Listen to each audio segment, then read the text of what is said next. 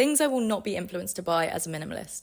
Number 1, aesthetic minimalist decor. There's the minimalist philosophy of only owning what really brings value to your life and getting rid of the rest. And then there's this sort of a minimalist aesthetic, which can cover things like clothing and interior design. And although I think it looks great, I don't want to partake in that. I do think you can end up still over-consuming, even if you're just trying to follow the minimalist look, because you end up buying things just because of the colour palette, but it still ends up being clutter. I just want only what brings value and only what's useful. And I think you can fall into the trap of only buying things because it's like minimalist, but it's something I will not be doing. Number 2, sustainable duplicates. What I mean by this is owning something that's basically fully functioning and replacing it for an eco alternative. An example, I have an electric toothbrush, an Oral-B electric toothbrush. Had it for years. Didn't really use it for a while because I was on the move all the time, so I was just using a manual one. But I've since come back to using it. And I was about to replace it with this brand called Suri, which is a sort of eco-electric toothbrush. I then thought to myself, Noni, you own an electric toothbrush. It works. Why do you need to replace it? So what I've done is I've kept my Oral-B toothbrush and I'm now using biodegradable, recyclable heads.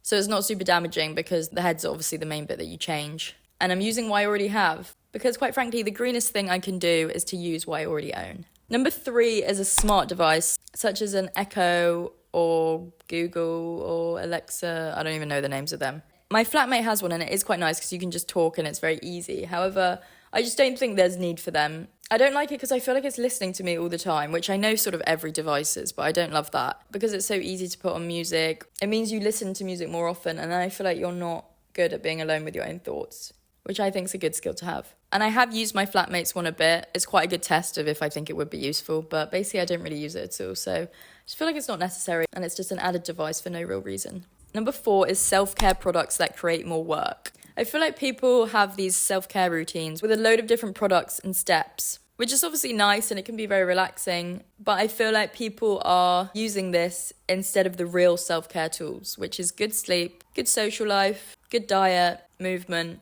the basics, you know? And I think it's often masked with these self-care products and routines, which obviously probably are nice because they force you to relax and unwind a little bit. We just need to focus on the main pillars before we get into the nitty-gritty of that. And also it just becomes clutter in disguise when you have a million different products. They all claim they're going to do this magical thing to your face, your skin, your hair, your whatnot. They never really deliver. The basics always win. Number 5, constant tech upgrades. I've said this before, but I'm just not into it. There'll always be a new version. The whole purpose is to try and get you to buy and buy again. Phones are getting so expensive now, it's actually ridiculous. I can't quite wrap my head around how much people spend on devices. I'm always getting refurbs. This is a very old phone I got 3 years ago maybe, secondhand. All of my gadgets are refurbs. My camera, my phone, my laptop, all of it.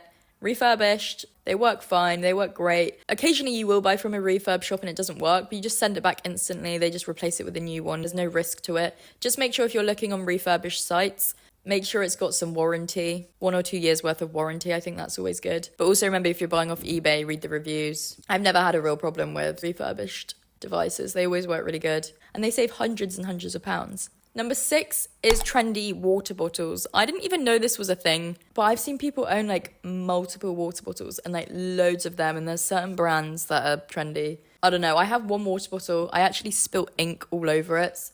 Luckily it's a blue water bottle, so it sort of just looks like the pattern. I'm still not replacing it. My friend was like, you need to replace that. It's got ink on it. It still functions as a water bottle. Why would I replace it? You only really need one, don't you? It just needs to function. Number 7 is kitchen gadgets that do one thing. I thought about this because my brother, who claims to be a minimalist, he's not really, but he likes owning very little. He asked for a potato creamer. Is that what it's called? Its only job is to cream potatoes. To be fair to him, he loves cooking, so I can see that's more on his vibe. I don't really like cooking, so to me, this is just especially useless. I just think in the kitchen, I want things to have multi-purpose. Even outside of the kitchen, I just want most items to have more than one use. People have forgotten about the humble knife. If a kitchen device can't do more than one job, it doesn't belong in my kitchen. I'm not collecting tools, I'm just making meals, you know? Number 8 is matching sets. Towels, cutlery, crockery. It does look nice when it matches, but I actually prefer the eclectic look of having things that don't match. I also just don't need a load of bowls. Although I live with a flatmate, so technically there are more bowls that I could use, but I bought 2 bowls with me, a big bowl and a little bowl.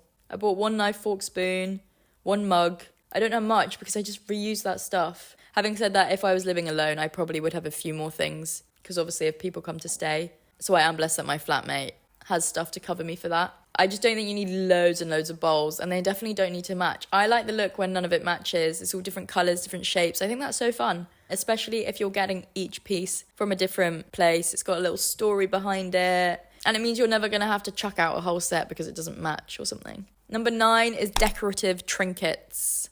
If it doesn't have a function or a purpose, I really don't want it. Just random things that like look nice, little statues, random things, I don't know. Some people just have loads of things on their shelves that have no use. I want my items to have a use. And if they look nice, then I'll put them on a shelf and it can be something that looks nice and has a function. I just don't want things that have no function. And finally, number 10 of things I will not be influenced to buy is items on sale. Don't buy something just because it's on sale. Sales are very cheeky because they make you think you're saving money. But in reality, if there's something that you were never going to buy, but you then buy it just because it's on sale, you didn't save any money, you just lost money. Think about it with that mindset. Obviously, if there's something you really want and then you wait, say, till Black Friday and buy it on sale, that's quite different. But impulsively buying items just because they're discounted is a trap. Don't do it. Use your brain. Oftentimes, they also increase the price before putting it on discount, so it's all a trap. Anyway, those are my 10 things. I hope that gave you some inspo to not buy a load of stuff. Hope you enjoyed. Give it a thumbs up if you did. Thumbs down if you didn't. Let me know what you're trying to not buy. Thanks for tuning in. I'll catch you next time. Ciao, ciao.